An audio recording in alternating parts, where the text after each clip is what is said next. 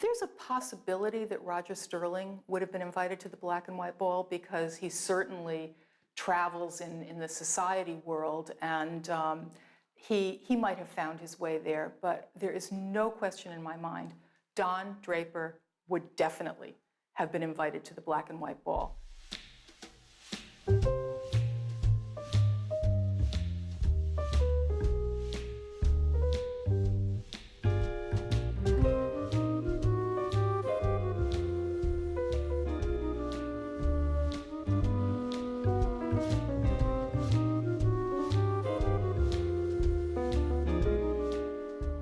Truman Capote was the most famous writer in America in 1966, and possibly the most famous writer in the world. We all know him for Breakfast at Tiffany's, but he had just published his book, In Cold Blood, which he called a nonfiction novel, and it was a blockbuster. It was a bestseller the day that it was published. News of Truman and his literary triumph circled the globe, and he really was the writer who was on the tip of everybody's tongue at that moment in time. I think I met him at George Plimpton's at a party. George Plimpton was an editor of the Paris Review and whatnot, and he used to give these great, kind of very cool parties, and Truman was there, and I met him there, but I also met him probably with a lot of the ladies he lunched with. He was extremely interesting. He spoke very well, and of course he was a bit of a cartoon character himself. He was very clever. He was very funny. He was very sarcastic and bitchy and gay. The social scene in New York in 1966 was very up there, very Tony. Well, there was kind of two scenes. There were the people that were born into it. In other words, the people who were members of the social register, and people whose families were part of society. They'd been brought up that way, with or without money. Then there were people who were sort of on the fringes of it, who were people in the entertainment world, or people that were, I mean, for instance, wouldn't you say that Fred Astaire could go anywhere he wanted? Well, that kind of thing. So, and my father was one of those, for instance. People who were rich associated with people who were rich. People who were in politics stayed in the world of politics. The world of the arts kept to itself. It was very segregated in a very old-fashioned way. Vanderbilts, Rockefellers, Whitneys, people like that, Mellons. And, you know, Truman sort of hung out with all of them because, well, you see, his best friend was Babe Paley, or one of them. Babe Paley's sister, she had two sisters. One was married to Jock Whitney. One was married to Vincent Astor. So that ain't bad. He very cleverly befriended the wives of very, very powerful men and became their style advisor. He would tell them what lipstick to wear, what designer to go to, and he loved to gossip. So that just made him a wonderful companion to the very rich, to the very poor, you know, everybody. He crossed all barriers. Many of the people that he hung with were people who were of a certain social strata that used to come around to where I was playing, which was a place called the Maisonette in the St. Regis. He was such a funny, interesting, engaging person that they all flocked to him. Well, after the publication of In Cold Blood, Truman found himself in a position that most writers never experience. He had money in his pocket and he had time on his hands. And he decided that he wanted to throw himself a big party, have a big celebration. But he didn't want it to be ordinary. And somewhere in the back of his mind, he remembered Dominic Dunn's great party in Los Angeles that had been a black and white masked ball. And Truman decided, I'm going to do that in New York, and I'm going to do it bigger, and I'm going to do it better. Funnily enough, he did mention once to me something that he had heard about. My father, he was in California for a while, and he and Cary Grant and a columnist, a very important columnist, writer for the Hearst people called John McClane, and I think it was Jimmy Stewart. No, Cary Grant, I guess it was Stewart, and McClane decided to give a party after the war as a payback for people who had invited them out in California. And it was at a place called the Garden of Allah. And it was a very similar type of party. And Truman mentioned that party to me. He said, I read about this fantastic party your father gave. So that was kind of a template for that party. Truman, who was, had a passport to every single world, decided that it would be really fun to put all of these people in the same room at the same time as if they were all equal.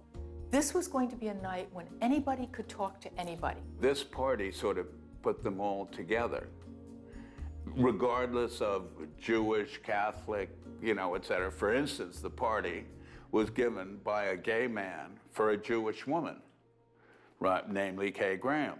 And, all of this didn't matter. Truman had a whole flock of women he called swans. And they were among the most beautiful and the most stylish and usually the wealthiest women in society at that time. Morella Agnelli, who was married to Johnny Agnelli of the famous Fiat company. There was Gloria Guinness, CZ Guest. These women were extraordinary in their world, and everybody knew who they were. They were the women who were in vogue all the time. He was very calculating about who he gave the party for, because don't forget, there were all these, as you call them, swans. Had Truman reached into that flock and picked one of them, the others would have pectorized him. And so why not give a party for a big deal in Washington? So he did. He went outside of that circle and decided that Katharine Graham, who was the publisher of the Washington Post and a recent widow, she would be his guest of honor. She was Switzerland, completely neutral. Nobody could object. The second Truman decided that he wanted to have this unbelievably big party, he went out in June of 1966 and he purchased what we know of as a simple black and white composition book. He carried this notebook with him everywhere because this is where he started recording his guest list.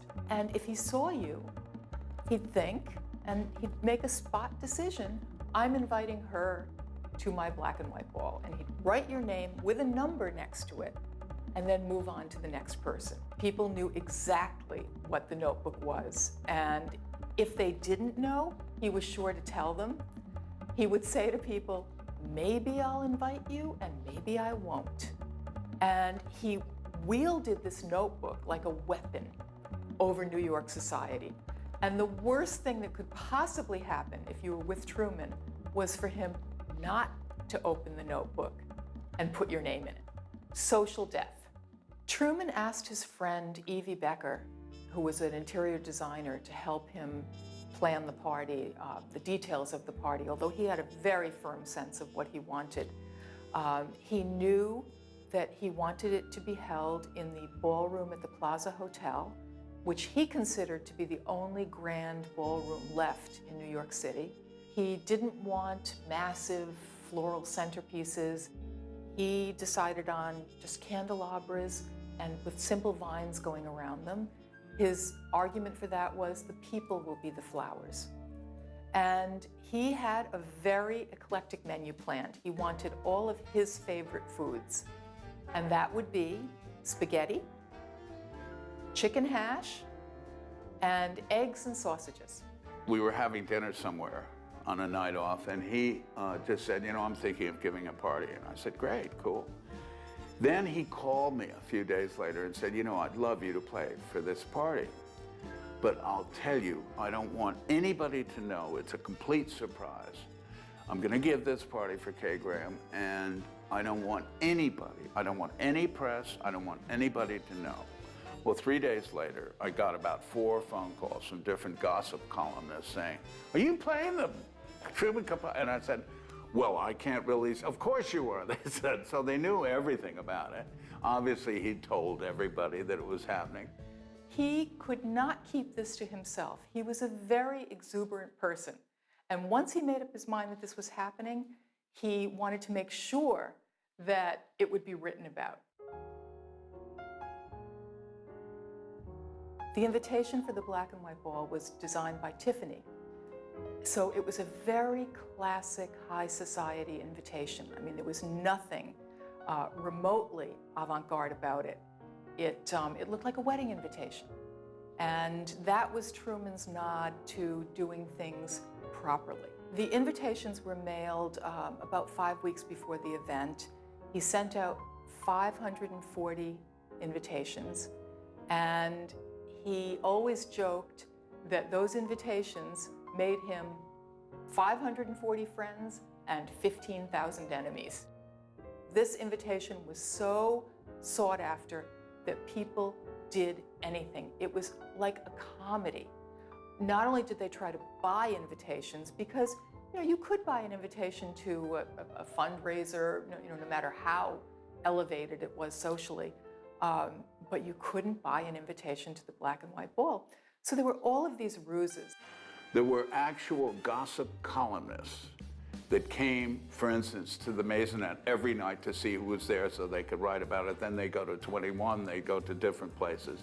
They were people like Leonard Lyons, Charlie Knickerbocker, Earl Wilson, etc. Earl Wilson, who was one of the biggest of them, called me a couple of days before the party. And he said, "Hi, Peter, it's Earl." And I said, "Hi, Earl, how you doing? Nice to talk to you," knowing that something was up. And he said, at the White House a while ago, there's that band leader, Meyer Davis. And I said, "Yeah, I know Meyer." And he said, "Well, Meyer snuck me in to the White House as a trombone player for him." And I said, "No, Earl, I am not going to sneak you into this ball." As the date got closer and closer, Truman was so besieged by the media and by people still hoping, to claim that last-minute invitation, that he did the only sensible thing. He left town. And he disappeared for a few days. He came back on the day of the party, and he had booked a suite at the Plaza where he and Katharine Graham could have dinner alone, ordered a chicken, roasted chicken, and the two of them, had their little dinner together, and then went upstairs to the ballroom to stand in the receiving line. I showed up at the ball, which was at the Plaza, and there was nothing but paparazzi all around. There were columnists and writers and God knows what, because of all the famous people who were there. Now, this was a moment of huge suspense, because for months, people had been writing about the party of the century. How could any event live up to this in reality? And it was raining, which is, you never want to happen. There was a crowd outside the Plaza, lots of paparazzi. Everyone was in position. What was going to happen? Was it going to be the night that had been written about? Well, it got a little tense because people were late, probably because of the weather. They were lingering at these dinners. Truman got a little nervous, and one person arrived, then another, and suddenly the night exploded.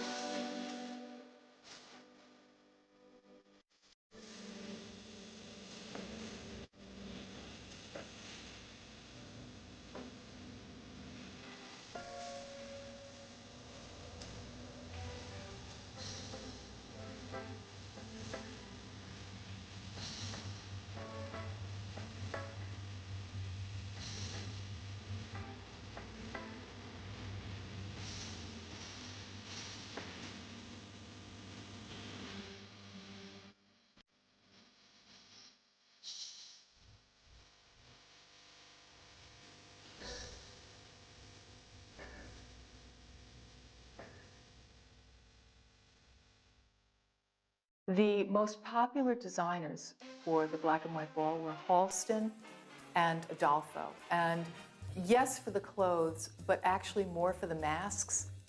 There were unbelievably elaborate masks.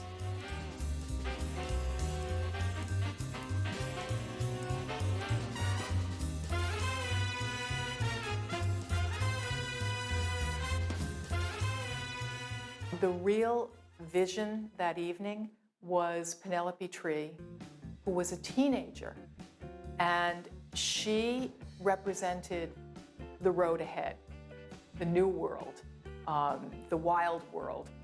She wore a Betsy Johnson outfit. It was split, completely down the center with leotards, and she wore her hair straight down and painted, teardrop eyelashes under her eyes and a mask onto her face. And she looked amazing, and that launched her career as a model. Diana Vreeland saw her that night and immediately put her in Vogue magazine.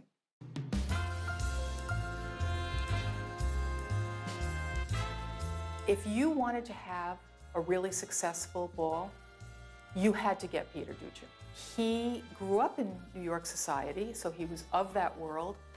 The guests were likely to be his friends, and he made them comfortable, they made him comfortable. I think it would have been mostly a melange of show tunes, some movie tunes, and maybe I would have snuck in a few Beatles or something of that nature. I certainly would have played all the songs that were on Broadway at the time. So I obviously would have played Moon River. Oh, another type of music we would have played would be swing music of the swing era, Benny Goodman and Artie Shaw and stuff like that. Honestly, most events turn into Peter's cocktail party. When he's at the piano, everybody's surrounding him, trying to chat. He elevated the evening. He gave it the stamp of approval. And he also played the best music, the kind of music that made people get up and dance. And there was one really famous moment at the ball when Lauren Bacall and Jerome Kern did a number, a Fred and Ginger number. It was like a moment in a movie. But you could do that when you had those people there. But Peter was definitely responsible for setting the whole tone of the night. If you were rich enough, or social, or beautiful enough, you would have been here to see for yourself. Charles Kuralt, CBS News, New York. Folklore, as early as the morning after, became more important than the reality. I'm sure the next day at lunch, certain people said, "Why weren't you there?" No, I think great party. Gee, I've never been to anything quite like it. That kind of thing. Most partygoers decided that it was the best time they ever had in their whole lives, even if it wasn't true, because that's what other people wanted to hear. I think probably it's become iconic because it was the first party of its kind that mixed many different elements of society and many different backgrounds of people without any discrimination of any sort. And I think it was really one of the first parties to do that. There was something also about the fact that it was in the 60s that had a meaning, in the sense, because don't forget what else was happening in the 60s at the time. It's a really important year. And it's an important year because we're on the cusp of the world changing. In a very historic way, he was inaugurating the new world. I think what made Truman Capote's Black and White Ball the party of the century is that it was the last great ball of its time, and it captured so much media attention that it lives on in legend. The masked dance was simply because well, it went with the black and white idea, of the domino black and white idea, but the thing is, mainly, in a masked ball, you see, for the first hours of it, before the unmasking, anybody can dance with anybody they want to, or talk to anybody they want to. It's a completely free thing. And by the time the unmasking come, you made a lot of new friends, and that was the point.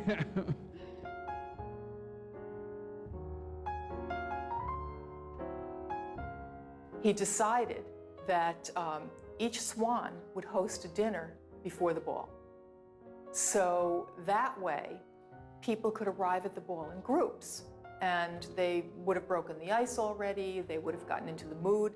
So these swans, who probably all they wanted to think about was their mask and their dress and their hair and their makeup, they had to be responsible for these dinner parties. Halston had designed a dress for Marissa Berenson to wear, and she didn't come to pick it up. At the last minute, Candice Bergen came to Halston and said, "Oh, I've decided to go to the black and white ball, but I have nothing to wear." And he said, "Well, Marissa Berenson didn't pick up her dress, so you take it." So she took it. Of course, out walks Candice Bergen, in walks Marissa Berenson. "Where's my dress?" The only thing he had on hand was a wedding gown, which was white. So he talked her into this being some exotic, gown that would be perfect for the evening, but it was a wedding gown. But she wore it and she looked magnificent. The other people who were unbelievably enthusiastic were Truman's friends from Kansas. These were the people he had met when he was writing In Cold Blood. And you'd think that in a small town in Kansas, the people would have found Truman Capote more than odd. They fell in love with him, and they became lifelong friends. And he brought all of them to New York to come to his ball. And there was a very, very funny photograph in the New York Times on the morning of the ball, which showed all of the ladies from Kansas sitting under the hairdryer at the Plaza Hotel Beauty Shop getting ready. It was their big night.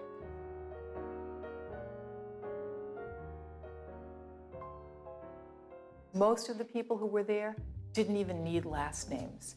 You knew exactly who they were just by their first names. Frank, Mia, that's Frank Sinatra, Mia Farrow, Andy Warhol, Norman Mailer, George Plimpton, Lauren Bacall, Penelope Tree. The list just goes on and on and on. Anybody who was anybody had to be there that night.